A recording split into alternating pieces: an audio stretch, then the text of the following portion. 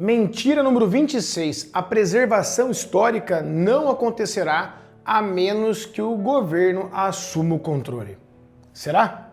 Bom, hoje nós vamos desmascarar a mentira 26 do livro Desculpe-me Socialista, muito bom, de Lawrence Reed, que diz que a preservação histórica só acontece quando o governo assume o controle. As 50 mentiras mais contadas pela esquerda. Lawrence Reed. E essa é uma mentira muito sedutora, porque vem disfarçada de preocupação cultural. Mas por trás desse discurso bonito, o objetivo é sempre o mesmo: poder.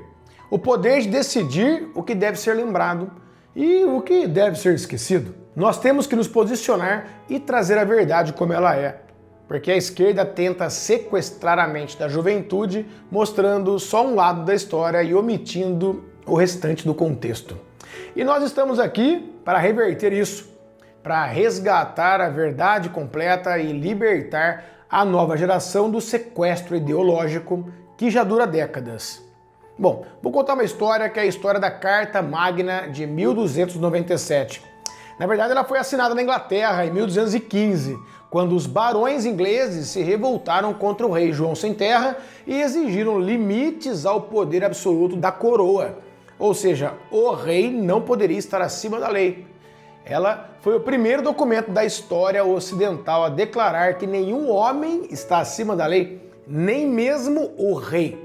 O texto foi reafirmado em 1297 sob o rei Eduardo I e passou a fazer parte do corpo jurídico permanente da Inglaterra, ou seja, é o alicerce da liberdade moderna.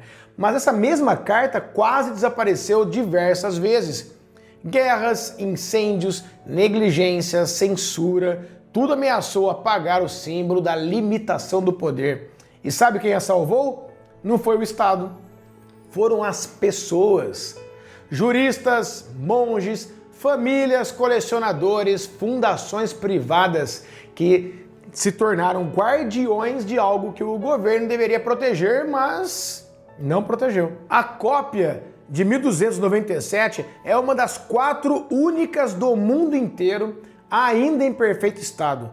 E a sua história é uma aula de como a liberdade e a propriedade são os verdadeiros instrumentos de preservação. Durante séculos, essa cópia pertenceu à família Brudenell, no condado de Northamptonshire, na Inglaterra. Depois foi adquirida pelo Perot Foundation, criada pelo empresário americano Ross Perot, aquele mesmo que quase se tornou presidente dos Estados Unidos nos anos 90. Por mais de 20 anos, a Fundação Perot manteve o documento em exposição pública, emprestando aos arquivos nacionais dos Estados Unidos em Washington. E em 18 de dezembro de 2007, essa cópia histórica foi vendida em leilão em Nova York e quem a comprou foi um outro empresário filantropo chamado David Rubenstein, cofundador do grupo de investimentos The Carlyle Group.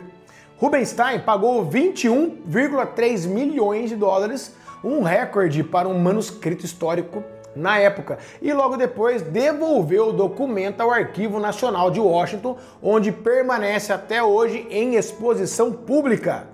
Ele poderia ter guardado o documento em um cofre privado, mas preferiu doar o acesso, não a propriedade, e tornar público, né? Isso é mais importante. E isso é o ponto central. A preservação verdadeira vem do interesse pessoal e da responsabilidade individual, não da posse estatal. O Estado, quando é dono, deixa apodrecer. O cidadão, quando é dono, investe para preservar. O mesmo padrão se repete em toda a história. A Folger Shakespeare Library, o maior acervo de Shakespeare do planeta, nasceu da fortuna pessoal de Henry e Emily Folger. A Morgan Library e a Huntington Library, criadas por banqueiros e empresários americanos, tornaram-se bibliotecas públicas.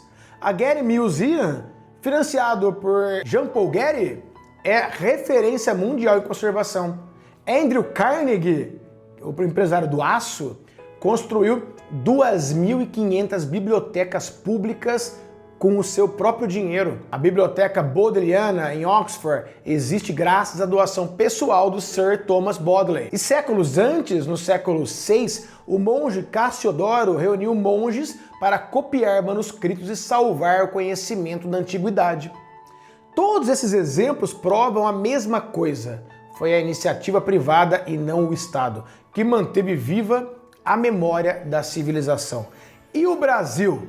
Bom, o Brasil também temos provas claras disso. A Fundação Cultural Emma Gordon Clabin, da família Clabin, em São Paulo, guarda mais de 1.500 obras de arte europeia, brasileira e asiática colecionadas por uma única mulher ao longo da vida. A Casa Museu Eva Clabin, no Rio de Janeiro, da mesma família, abriga peças de várias civilizações, da Grécia ao Egito, sem um centavo de verba pública. O colecionador Gilberto Chateaubriand reuniu mais de 8.000 obras de arte moderna e contemporânea brasileira, mantendo esse patrimônio por conta própria por décadas. O Museu Pierre Chalita, em Maceió, nasceu da dedicação pessoal de um artista nordestino que decidiu preservar a arte regional. E o Instituto Cultural Safra financia publicações e conservação de acervos em várias partes do país, também sem depender do Estado. Essas pessoas não esperavam por ministérios, por leis, por editais. Elas agiram, porque quem ama, cuida, e quem cuida, preserva. Preservar não é uma função do Estado, é uma responsabilidade moral de quem entende o valor da história. A propriedade é a ponte entre o passado e o futuro.